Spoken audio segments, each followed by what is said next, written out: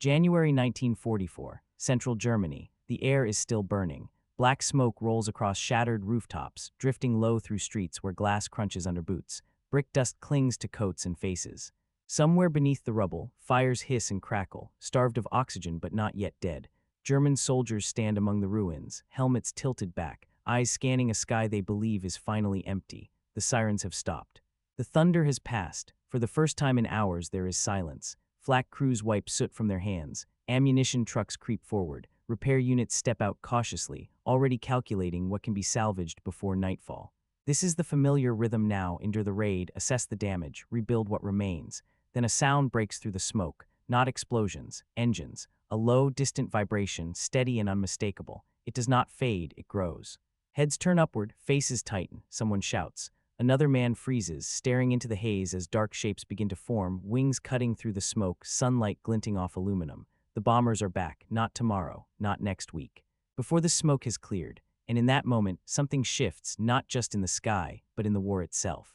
By the time the smoke hung over Germany in early 1944, the war had already devoured half the world. Europe had been burning since September 1939, Poland crushed in weeks, France shattered in 6. By 1941, Nazi Germany stood astride the continent, its armies deep in the Soviet Union, its banners flying from the Arctic Circle to North Africa. For a moment in history, the Third Reich appeared untouchable. But December 7, 1941 ended that illusion. When the United States entered the war, it did not arrive exhausted or besieged. It arrived intact, industrially untouched, economically mobilized, and technologically ambitious. American factories had not been bombed. American railways still ran on schedule. American oil fields pumped without interruption. What the U.S. brought to Europe was not just manpower, but scale, and nowhere was that scale more visible than in the air. From the beginning, Allied leaders understood that Germany's strength rested on industry: steel, fuel, ball bearings. Aircraft factories, synthetic oil plants that turned coal into gasoline for tanks and fighters. Destroy those systems, and the German war machine would grind down regardless of how many soldiers remained at the front. But the Allies disagreed on how to do it. Britain, bloodied by early losses, had learned hard lessons in daylight. RAF bombers flying by day had been cut apart by German fighters and flak. By 1942, the Royal Air Force committed almost entirely to night bombing. Massive area raids meant to overwhelm defenses and break cities through destruction and fire. The Americans believed something different. The United States Army Air Forces entered Europe with a doctrine that bordered on faith: daylight precision bombing. Using heavily armed bombers flying in tight formations, guided by advanced optical bomb sights, American planners believed they could strike specific industrial targets with accuracy and defend themselves without fighter escorts. It was a gamble rooted in theory, not experience. The aircraft chosen for this mission became symbols of American air power: the B-17 Flying Fortress, the B-24 Liberator. Massive four-engine machines bristling with machine guns, designed to absorb punishment and keep flying. Their crews, 10 men per aircraft, trained to believe that formation firepower would protect them deep inside enemy airspace. By 1942 and early 1943, those theories met reality.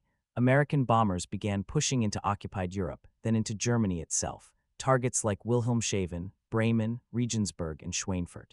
The missions were long, the skies were hostile, losses mounted quickly. German fighters attacked from head-on, from above, from below. Flak filled the air with black bursts that tore through aluminum and flesh alike, yet the Americans kept coming back. Each raid was meant to weaken German output, but something else was happening alongside the physical damage, something psychological. For the first time, German soldiers, factory workers, and civilians were facing regular daylight destruction, visible, inescapable, and impossible to ignore. Still, in these early years, there was a pattern the Germans learned to expect. A raid would come, damage would be done, then there would be time to clear rubble, time to repair rail lines, time to move machinery underground, time for the Luftwaffe to regroup. That expectation, that space between attacks, was about to disappear, and when it did, the rhythm of the war would change permanently. Germany was not defenseless. By the time American bombers began appearing in force over the Reich, the country was wrapped in one of the most complex air defense systems ever constructed. Radar stations stretched along the coastlines and borders. Observation posts dotted the countryside. Searchlights, flak towers, and anti-aircraft batteries ringed major cities and industrial zones. At the center of it all stood the Luftwaffe, once the sharpest air arm in the world. This system had been designed for predictability. Early in the war, German air defense operated on structured timing. Radar detected incoming bombers. Fighter controllers guided interceptors into position.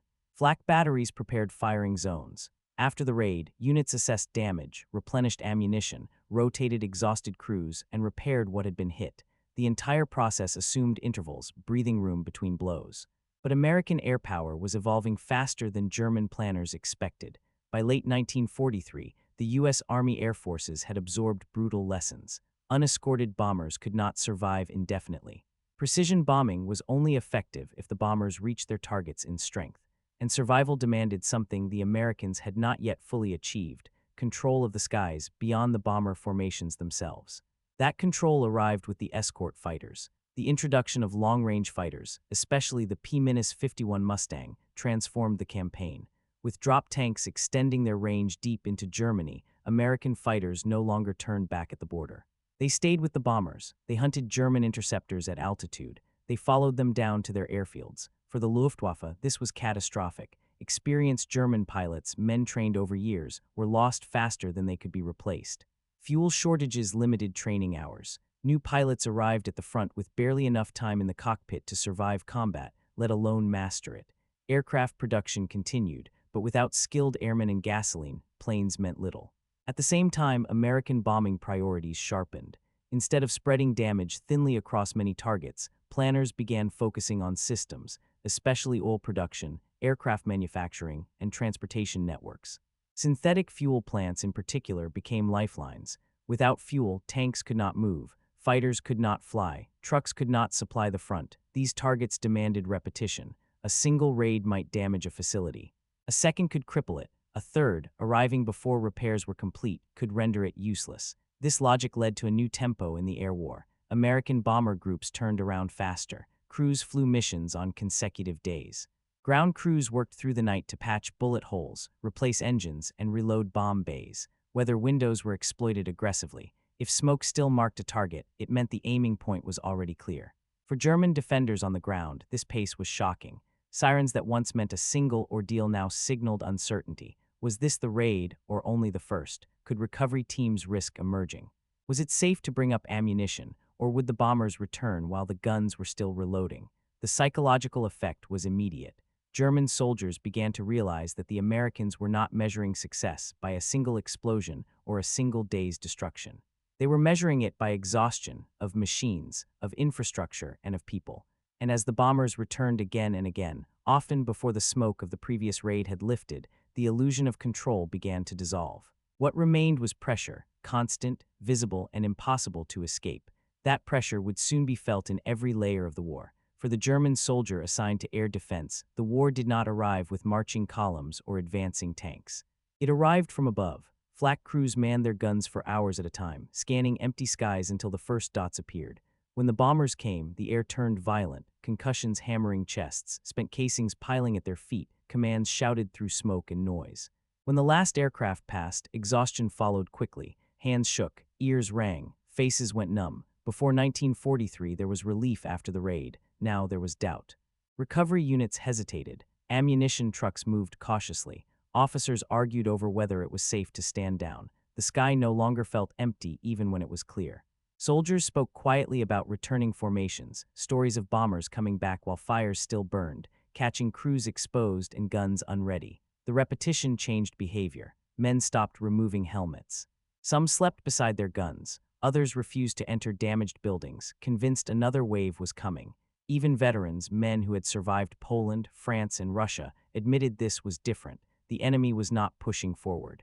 He was hovering, waiting, returning. The sense of being hunted, not attacked once but persistently, settled deep into morale. And morale in modern war was as fragile as steel under heat.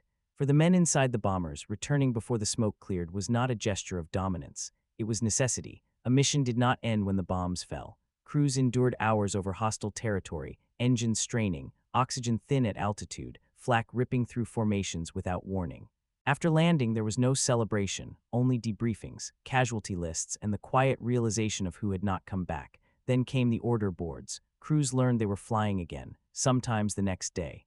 Sometimes the same target, sometimes through the same flak corridors that had nearly killed them before. Aircraft patched with sheet metal rolled back to the runway. New men filled empty seats. The pressure was relentless.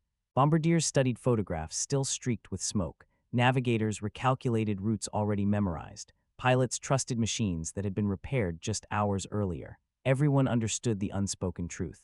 The enemy was weakening, but only if they kept coming. Fear existed, but so did resolve. Each return flight signaled something important to the men in the air. German defenses were being forced to react, not plan. Fighters were fewer. Flak was less coordinated. The repetition meant progress. They were not just surviving missions. They were wearing an enemy down. And as both sides strained under this new reality, technology and leadership would decide who broke first.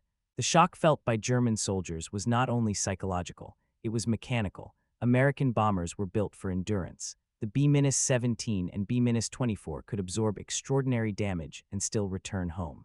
Engines shot out, control cables severed, fuselages torn open by flak, yet many aircraft remained airborne long enough to complete their missions. That survivability allowed planners to accept losses while maintaining pressure. Navigation and targeting improved as well. Radar-assisted bombing systems allowed American crews to strike through cloud cover. Even when smoke from previous raids obscured targets, bombardiers could still find rail yards, oil plants, and factories. What once provided protection now became a marker. Smoke meant the target was already crippled. Equally important was turnaround speed. Ground crews worked at a pace that astonished observers. Aircraft landed, were refueled, rearmed, patched, and sent back out in days, sometimes hours. Engines were swapped overnight. Bullet holes were sealed with speed, not perfection. The goal was simple: keep the bombers flying. For German defenses, this tempo was unsustainable. Flak barrels overheated. Ammunition stocks ran low. Radar crews remained on alert far longer than doctrine allowed.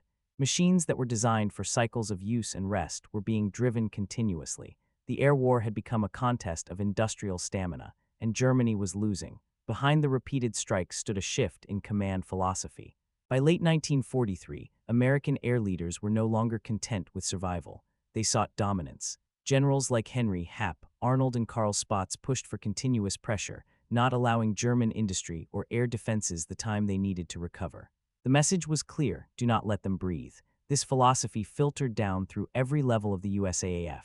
Mission planners selected targets already damaged. Fighter commanders encouraged aggressive pursuit, even over enemy airfields.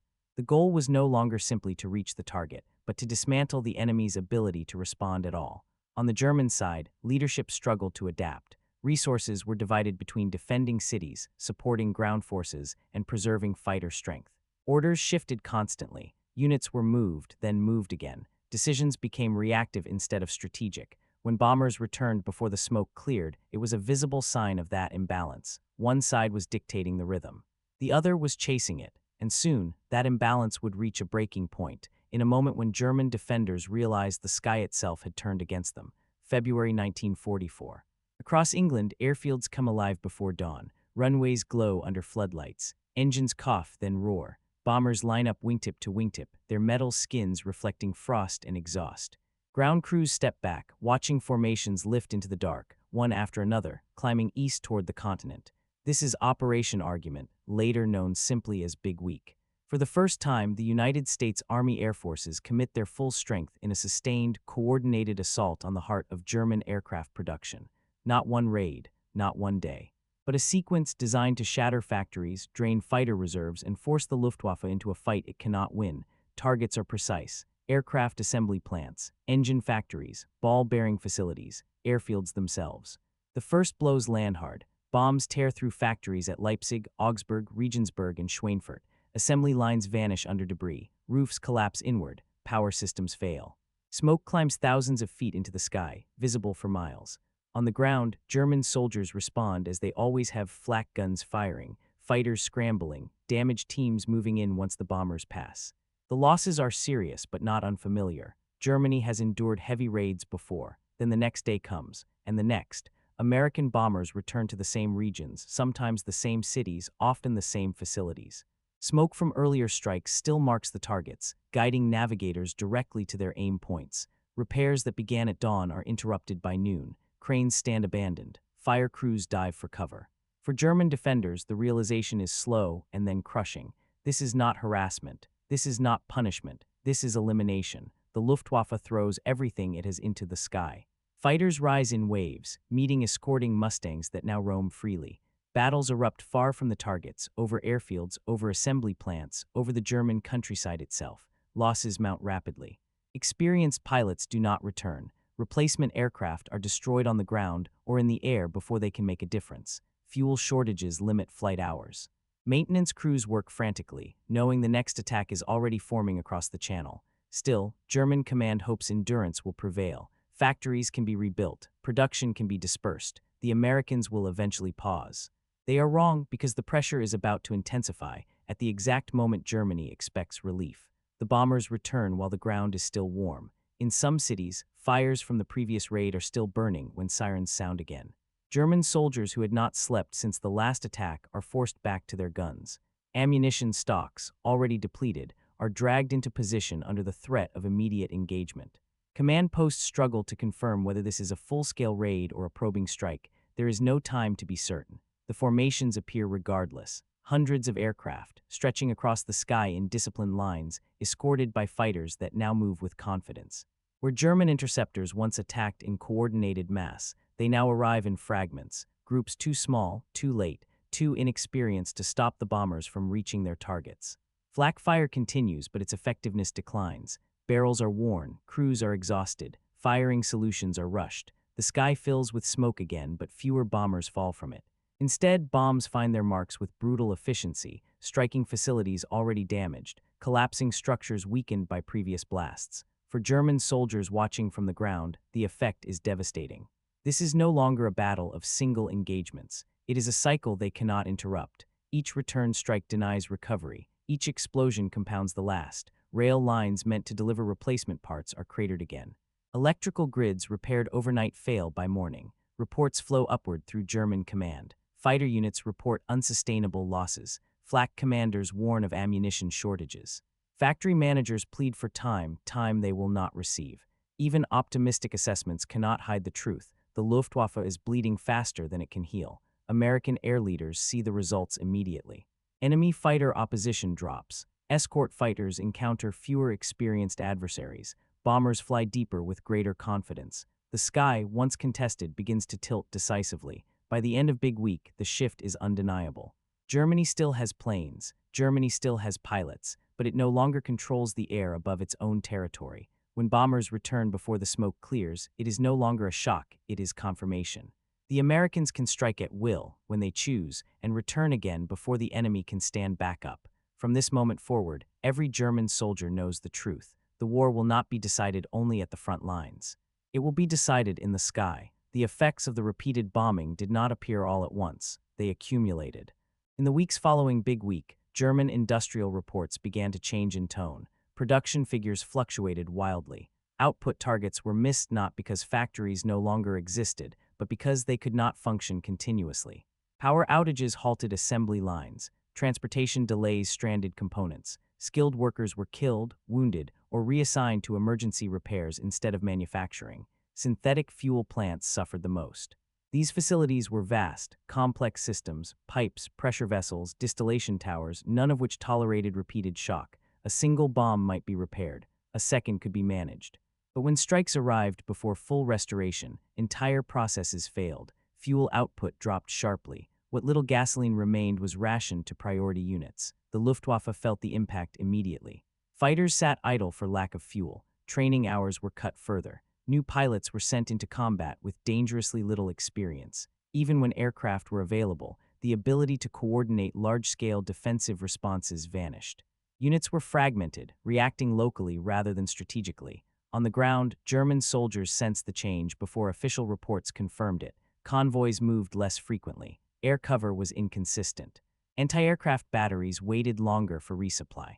Officers spoke openly of shortages that once would have been unthinkable. The confidence that had carried German forces through earlier years of the war eroded steadily. Civilian morale followed. Cities lived in constant anticipation. People hesitated to clear rubble quickly, unsure whether returning bombers would bury them again. Shelters remained occupied long after sirens ended.